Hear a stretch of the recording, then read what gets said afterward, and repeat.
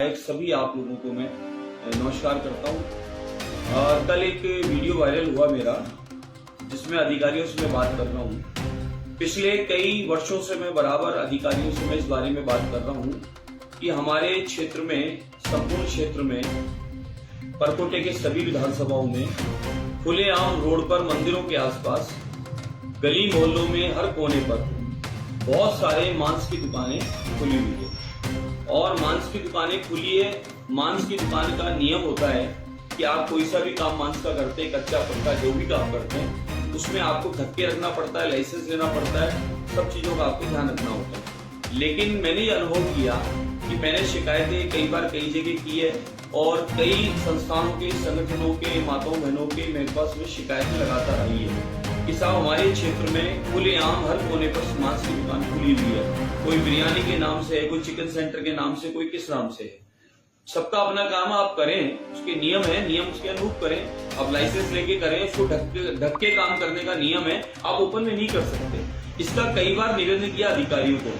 कल मैंने अधिकारियों को सुबह से फोन करना चालू किया, बहुत सारे लोग आए हुए थे कि साहब इस क्षेत्र में ऐसे ऐसे हो रहा है, हमारे गोविंद जी के मार्ग में हो रहा है, हमारे ताड़केश्वर जी के मार्ग में हो रहा है, हमारे हनुमान जी के मंदिर के मार्ग में हो रहा है, हमारे गली के अंदर हो रहा है, गली के बाहर हो रहा है। हर जगह लगभग हजारों की संख्या में मांस की दुकानें खुली है। कोई दिक्कत नहीं, खुली है, खोले, जिसको खाना वो खाएगा, जिसको बेचना बेचेगा। मेरा इतना सा निवेदन था कि इनको आप चेक करें, नियम अनुरूप काम करें, और जो नियम से नहीं है उनको आप बंद कर दें, और नियम जब लागू हो जाए तो वो खोले, हमें कोई आपत्ति नहीं है। और उन्होंने, अधिकारियों ने संतोषजनक जवाब न देते हुए कहा ये उनका काम है, ये उनका काम है, ये उनका काम है। एक मौके पे अधिकारी 3 घंटे बाद आए टीम लेके, तो मैंने कहा साहब आपने कहा कि ये बिल्कुल नियम से चल रहा है, तो आप मौके पे चलिए। मौके पे हम गए, उन्होंने 10-12 दुकान को पूछा, एक को भी लाइसेंस नहीं था।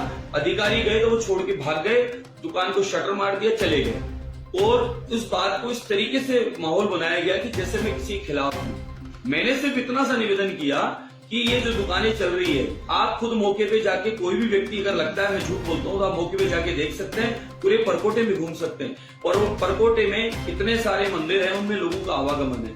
परकोटे में टूरिस्ट आता है, उनका आवागमन है। हमारी क्या छवि जाती होगी, क्या फोटो खींच के वो भेजते होंगे, ये चिंता का विषय है। तो इसलिए मैंने निवेदन किया, खाली इनको देखें आप। और वो नालों पे, गंदगी पे भी वो काम कर रहे हैं, तो बीमारी का काम भी हो रहा है।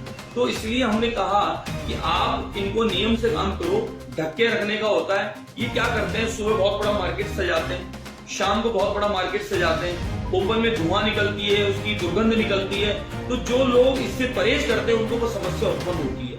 तो हमने तो सिर्फ निवेदन किया।